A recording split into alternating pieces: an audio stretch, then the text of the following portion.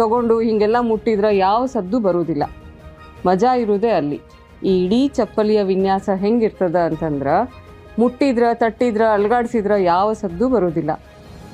ಬರೋಬ್ಬರಿ ಒಬ್ಬ ಮನುಷ್ಯನ ದೇಹದ ಭಾರ ಈ ಕಾಲ್ಮರಿಯ ಮೇಲೆ ಬಿದ್ದು ಅವ ಹೆಜ್ಜೆ ಇಟ್ಟಾಗ ಅವನ ಹೆಜ್ಜೆಗೆ ತಕ್ಕುದಾದ, ಅವನ ಭಾರಕ್ಕೆ ತಕ್ಕುದಾದ ಸದ್ದು ಬರ್ತದ.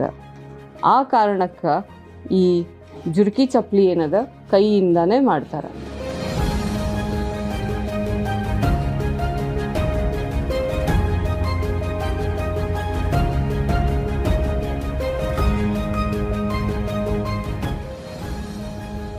ಒಮ್ಮೆ ಒಂದು 5 kg ಸೀಳು ತಂದ್ರೆ ಅದ್ರೊಳಗೆ ಬರೀ 3 ಜೊತೆ ಕಾಲ್ಮರಿ ಮಾತ್ರ ಮಾಡ್ಬೋದು. ಮೊದಲೆಲ್ಲ ಕೆ ಜಿ ಲೆಕ್ಕದೊಳಗೆ ಕೊಡ್ತಿರ್ಲಿಲ್ಲ, ತೂಕದ ಲೆಕ್ಕದೊಳಗೆ ಕೊಡ್ತಿರ್ಲಿಲ್ಲ, ಗುತ್ತಿಗೆ ಆಧಾರದೊಳಗೆ ಕೊಡ್ತಿದ್ರು ಚರ್ಮ. ಅವಾಗ ಅದು ಸ್ವಲ್ಪ ವರ್ಕೌಟ್ ಆಗ್ತಿತ್ತು. ಈಗ ಹಂಗಲ್ಲ, ಕೆ ಜಿ ಗಟ್ಟಲೆ ತೊಗೊಂಬಂದಾಗ